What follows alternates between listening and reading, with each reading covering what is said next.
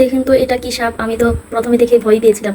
আমি প্রতিদিনই আমার বেলকনিতে এসে একটু দাঁড়িয়ে থাকি, ভালো লাগে। তো আজকে বেলকনিতে আসছি আর দেখি যে এই সাপটা আমার বেলকনির সামনে, কিন্তু অনেক মানে একটা পুকুর আছে অনেক বড়। এই পুকুরে অনেক সাপ থাকে জানি, কিন্তু আজ হঠাৎই এই সাপটার দেখা পেলাম।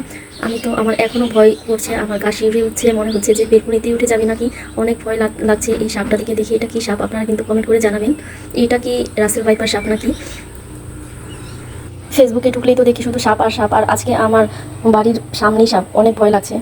রাসেল ভাইপার সাপটা নাকি অনেক বিষ ধরছে, যে মানুষকে কামড় দেয় সে মানুষ নাকি বাঁচার সম্ভাবনা 20%। আমি আমার হাজবেন্ডকে তাড়াতাড়ি এই সাপটার ছবি পাঠিয়ে দিলাম, সে বললো যে এটা নাকি ধুরা ভাইপার সাপ।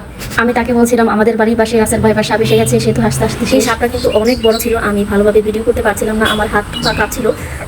আমি বেলকনির উপরে দাঁড়িয়েছিলাম, অনেক ভয়ঙ্কর লাগতেছে, কেমন জানি লাগতেছে। আর এই তো আমার বেলকনি, এই বেলকনি থেকে দেখেন আপনারা এই পুকুরটা। এই পুকুরে কিন্তু অনেক মাছ আছে। আমি এই বেলকনিতে প্রায় সময়ই আসি, যখন আমার ভালো না লাগে তখনই আসি। কিন্তু আজকে এসে এটা যে আমি কী দেখলাম, এখন তো আমার এই জায়গায় আসতেই মন চাচ্ছে না। আপনারা কিন্তু কমেন্ট করে জানাবেন এটা কি সাপ। আমার প্রচুর ভয় লাগছে, কী করবো কিছুই বুঝতে পারছি না। মনে হচ্ছে আমার বেলকনিতেই না উঠে আসে। আর এখন বর্ষাকাল হওয়ার জন্য চারিদিকে পানি, এই জন্য সাপগুলো টানে আসছে, এই জন্য সাপের উপদ্রব কিন্তু অনেক বেড়ে চলেছে। আপনারা সবাই সাবধানে থাকবেন, ভালো থাকবেন সবাই।